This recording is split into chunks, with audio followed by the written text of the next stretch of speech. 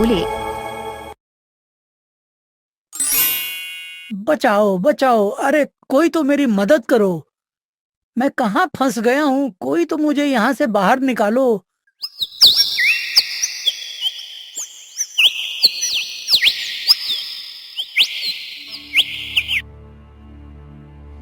सोनपुर नगर राज्य में एक विक्रम सिंह प्रताप नाम के राजा रहा करते थे। वो बहुत ही नेकदिल राजा थे। उनकी 2 रानियां थीं। बड़ी रानी का नाम कुंती देवी था और छोटी रानी का नाम सुमति देवी था। उनके 3 बेटे थे। सबसे बड़ा बेटा, जिसका नाम कुंती पुत्र वीरेंद्र सिंह था, उससे छोटा बेटा सुमति पुत्र समर सिंह और सबसे छोटे राजकुमार का नाम था सुमति पुत्र भरत सिंह। राजा की प्रजा उनसे बहुत खुश थी क्योंकि वह सभी का बहुत ध्यान रखते थे। पर लगातार 3 साल से अकाल पड़ने के कारण राज्य में भूखमरी फैल गई। लोग भूखमरी से परेशान हो उठे, जिससे राजा चिंतित हो उठे। उन्होंने अपने दरबार में अपने 3 पुत्रों, मंत्री और रानियों को बुलाया। जैसा कि आप सब जानते हो कि हमारा राज्य भूख से मर रहा है, उसके लिए हमने एक उपाय निकाला है। कहिए पिताजी, क्या उपाय है? हमारे बुजुर्गों ने बताया कि जब कभी राज्य पर मुश्किल घड़ी आए, यहाँ से दूर कटापुर के सुनसान जंगल से होते हुए एक रास्ता जाता है। वहाँ एक खुफिया जगह पर हमारे बड़े बुजुर्गों ने कुछ धन छुपाया है जो बहुत ही कीमती है। ये बात हमने अपने दादाजी से सुनी थी कि जब राज्य पर कोई संकट आएगा तब वह धन लाया जा सकता है। तो मेरे 3 पुत्रों में से एक पुत्र को वह धन लाना होगा। जो ऐसा करने में कामयाब हुआ, उसे इस गद्दी का राजा बना दिया जाएगा। ये आप क्या कह रहे हैं महाराज? आप जानते हैं ना, उस खजाने को लाना इतना आसान नहीं है। वहां कई ऐसे राज हैं जो एक रहस्य बने हुए हैं। ऊपर से वो 3 अनोखी पहेलियां उन्हें हल किए बिना वह खजाना लाना नामुमकिन है। आप कोई दूसरा उपाय ढूंढिए महाराज। हम अपने पुत्रों के जीवन संकट में नहीं डाल सकते। महारानी, हम आपकी चिंता समझते हैं, पर अगर हमें अपना अगला राजा चुनना है तो उसे चुनौतियों और संकट का सामना करके सिद्ध करना होगा कि वह असली राजा बनने की योग्य है या नहीं। वैसे भी हमारे लिए हमारी प्रजा से बढ़कर कुछ नहीं। आप सही कह रहे हो पिताजी। प्रजा को इस संकट से निकालना ही हमारा कर्तव्य है। छोटी रानी के मन में राजगद्दी की लालसा थी, तो वह अपने आप से बोली, यही सही मौका है। हमने कई साल इस गद्दी का इंतजार किया, अब और नहीं। इतना सोचते हुए छोटी रानी बोली, मैं आपकी बातों से सहमत हूँ महाराज। हमारे लिए भी प्रजा से बढ़कर कुछ भी नहीं। इसीलिए हम चाहते हैं कि इस बार आप अपने सबसे छोटे बेटे राजकुमार भरत सिंह को पहला मौका दें। इतना कहकर छोटी महारानी ने महामंत्री जी की ओर इशारा कर दिया। हाँ महाराज, सबको अपनी बहादुरी दिखाने का समान मौका मिलना चाहिए। इसीलिए आप छोटे बेटे से शुरुआत करें। ये आप क्या कह रहे हो महामंत्री जी? सबसे पहले जाने का अधिकार तो बड़े बेटे राजकुमार वीरेंद्र सिंह का है। राज दरबार में कलहपूर्ण वातावरण देखते हुए बड़ा राजकुमार वीरेंद्र सिंह बोला, पिताजी, महामंत्री जी सही कह रहे हैं। इस बार शुरुआत छोटे राजकुमार से कीजिए। ये बात सुनते ही छोटी महारानी और महामंत्री खुश हो गए।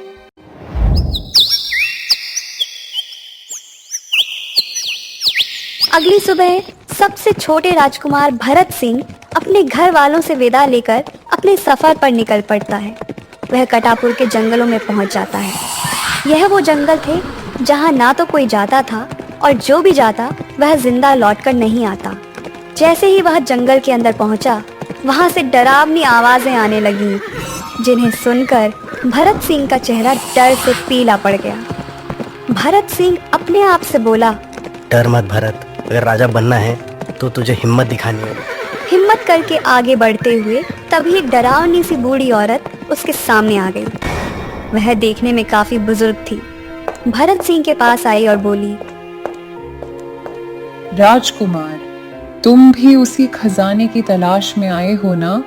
पर आपको कैसे पता मैं राजकुमार हूँ और खजाने की तलाश में आया हूँ? और आप कौन हैं तथा इस खतरनाक जंगल में क्या कर रही है? मैं इस जंगल की मालकिन हूँ। लौट जा, क्योंकि खजाने की तलाश में आएगा तो मारा जाएगा। अब यहाँ तक आया हूँ, वापस तो नहीं जाऊंगा। आप मुझे आगे जाने का रास्ता बता सकती हैं? सुबह से रात हो गई है, भटकते भटकते कोई रास्ता नहीं मिला। रास्ता तभी मिलेगा जब तुम मेरी पहेली का जवाब दोगे।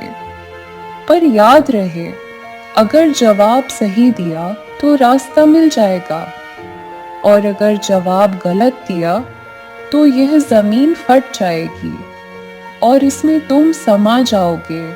यह सुनकर राजकुमार भरत सिंह बहुत घबरा गया। फिर हिम्मत करके बोला, मैं तैयार हूँ, आप पूछिए क्या पहेली है? बिल्कुल, ना कोई शरीर ना कोई जान, फिर भी मैं चलती हूँ हर इंसान के साथ, सुबह और शाम। मैं कौन हूँ? यह सुनकर भरत सिंह को कुछ समझ नहीं आया। बूढ़ी औरत ने कहा, सोच समझकर जवाब देना राजकुमार। अगर जवाब गलत हुआ तो तुझे पता है ना क्या होगा? राजकुमार ने बहुत सोचकर एक जवाब दिया, जिसे सुनकर बूढ़ी औरत जोर जोर से हंसने लगी। मैंने कहा था ना, तुझसे ना हो पाएगा। यह सुनकर भरत सिंह बहुत डर गए। तभी बूढ़ी औरत की आंख से एक रोशनी निकली और जमीन बीच से फट गई तथा राजकुमार उसके अंदर समा गए। इसका सफर भी यहीं तक का था।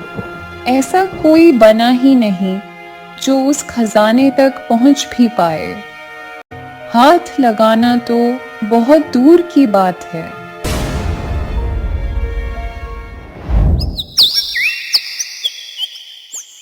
ऐसे ही 2 दिन बीत गए, पर जब राजकुमार भरत सिंह वापस नहीं लौटा, तब राजा चिंतित हो उठे और अपने दोनों बेटों से बोले, राजकुमार भरत सिंह अभी तक नहीं लौटे। हमारे पूर्वजों के मुताबिक जो इतने दिनों में वापस ना आए वह जरूर मुश्किल में है। आप दोनों में से किसी एक को जाकर राजकुमार भरत सिंह को वापस लेकर आना होगा। यह सुनकर राजकुमार समर सिंह ने मन में सोचा, हम भी तो राजा बन सकते हैं। यही मौका है पिताजी को अपनी काबिलियत दिखाने का। फिर राजकुमार समर सिंह ने राजा के पास आकर कहा, पिताजी, आप चिंता मत कीजिए, खजाना लेकर आना हमारे बाएं हाथ का खेल है। हम राजकुमार भरत सिंह को सही सलामत वापस लेकर आएंगे, साथ ही वह खजाना भी लेकर आएंगे। हम अभी तुरंत ही सफर पर निकलेंगे। महाराज के मन में अपने बड़े बेटे राजकुमार वीरेंद्र सिंह को भेजने की इच्छा थी, पर शुरुआत छोटे से हुई थी, इसलिए उन्होंने कहा, ठीक है बेटा, सफलता पाकर लौटो। उधर छोटी रानी सुमति परेशानी से इधर उधर घूम रही थी। उसे देखकर बड़ी रानी कुंती महारानी से बोली, महाराज, कुंती राजकुमार भरत को लेकर बहुत परेशान है। 2 दिनों से उसका कुछ पता नहीं है और ऊपर से उस कटापुर के खतरनाक जंगल में समर सिंह को भी भेज दिया। ऐसा क्यों किया महाराज? आप जानते हैं ना, वहां से आज तक कोई जिंदा वापस नहीं लौटा है। आपकी चिंता सही है महारानी, परंतु हमें यह करना ही होगा। हम अपनी प्रजा को ऐसे भूखे मरने नहीं दे सकते। बस तुम भगवान से प्रार्थना करो और हमारे दोनों पुत्र सफल होकर लौटेंगे। उधर राजकुमार समर सिंह भी उस जंगल में भटक चुका था और भटकते भटकते भूख प्यास से बेहाल उस बूढ़ी औरत के पास पहुंच गया। क्या तुम्हें भी अपनी जान प्यारी नहीं राजकुमार समर, जो यहाँ तक आ पहुँचे? अरे, आपको कैसे पता हम राजकुमार हैं? क्या आपने हमारे भाई भरत सिंह को देखा है? तुम्हारा भाई उसी जगह दफन है जहाँ तुम खड़े हो।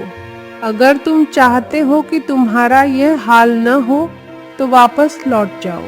यह सुनकर राजकुमार समर सिंह डर से सहम गए और खुद से बोला, क्या हम लौट जाएं? यहाँ तक आकर खाली हाथ भी तो नहीं लौट सकते। हमें राजा बनना है, हमें आगे बढ़ना ही होगा, हमें हिम्मत करनी होगी। मैं वापस नहीं जाऊंगा। ऐसा सोचते हुए समर सिंह ने बूढ़ी औरत से पूछा, मां जी, आप बताएं मुझे क्या करना होगा अपने भाई को ठीक करने और उस खजाने तक पहुंचने के लिए? तेरे भाई जैसे यहाँ हजारों लोगों की जिंदा कब्र बन चुकी है। अब तेरा भाई और बाकी सब लोग तभी ठीक हो पाएंगे जब तू उस खजाने को हासिल कर लेगा, उससे पहले नहीं। तो उस खजाने तक पहुंचने का रास्ता बताइए। उसके लिए तुम्हें मेरी एक पहेली का सही जवाब देना होगा। अगर नहीं दे पाए तो तुम भी तुम्हारे भाई की तरह इसी जमीन में समाकर एक कब्र में तब्दील हो जाओगे। आप अपनी पहेली पूछिए, मैं तैयार हूँ। जो आता है कभी लौट कर नहीं जाता, वह न दिखता है न किसी के पकड़ में आता। ऐसा क्या है बोलो तुम। यह सुनकर समर सिंह का दिमाग उलझ गया।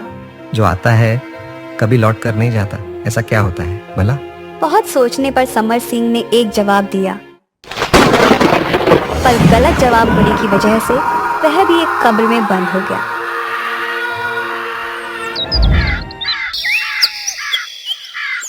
और ऐसे ही फिर 2 दिन बीत गए, पर दोनों राजकुमारों में से एक राजकुमार भी घर वापस नहीं लौटा। महल में वीरानी छा गई थी।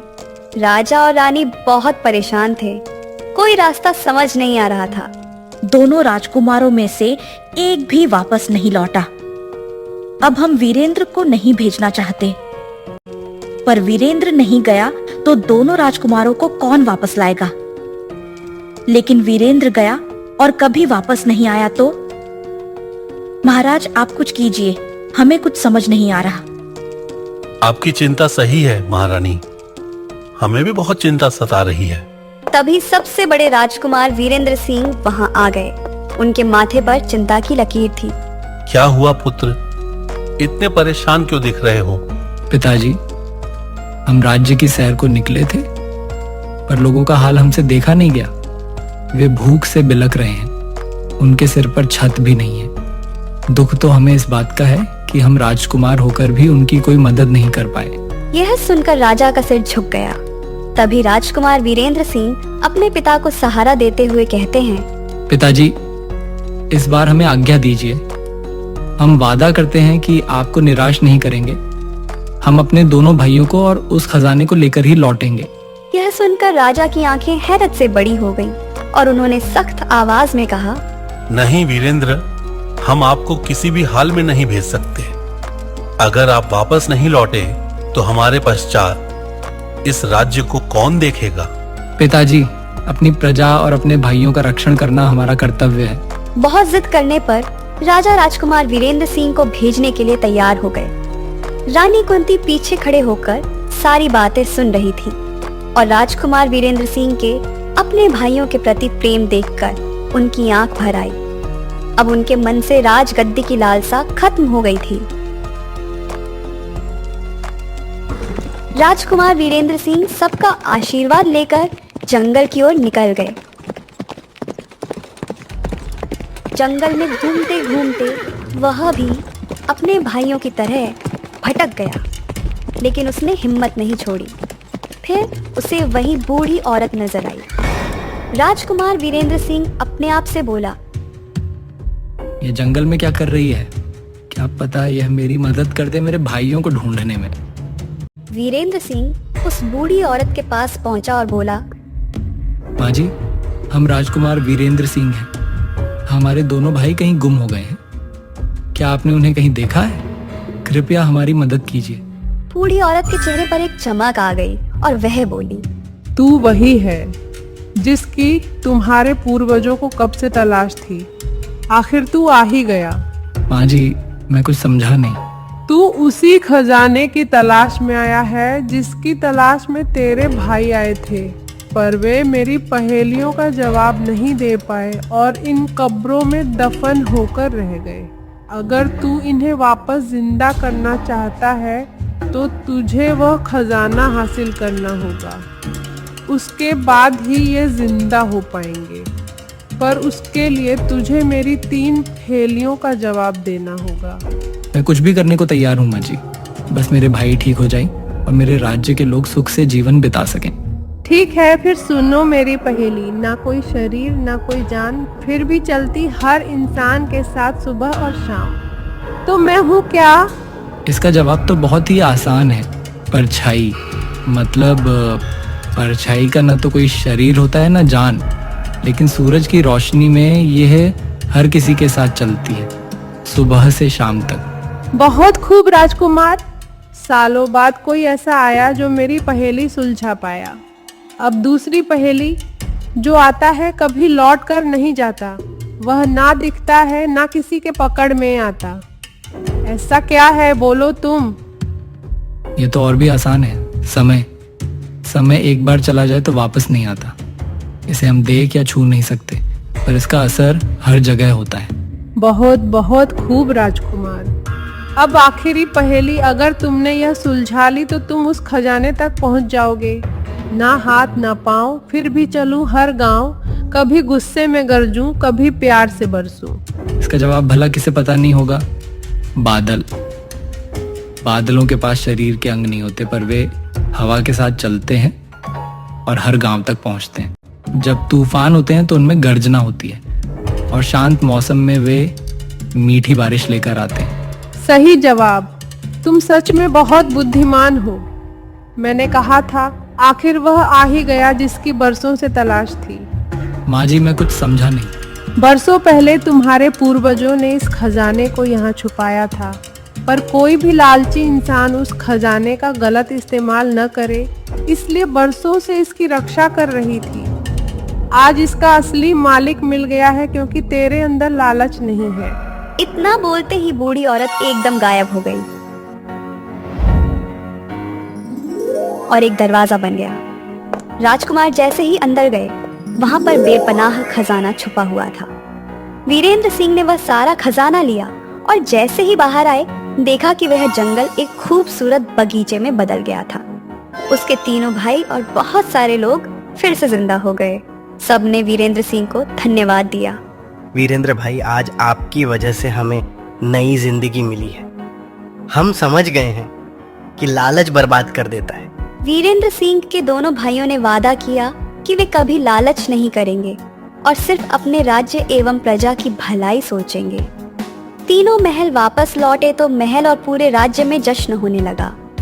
अब वहाँ की प्रजा एक खुशहाल जिंदगी जीने लगी। वहीं राजा ने खुश होकर राजकुमार वीरेंद्र सिंह को राजा घोषित कर दिया और दोनों भाई मिलकर वीरेंद्र सिंह के साथ प्यार से रहने लगे।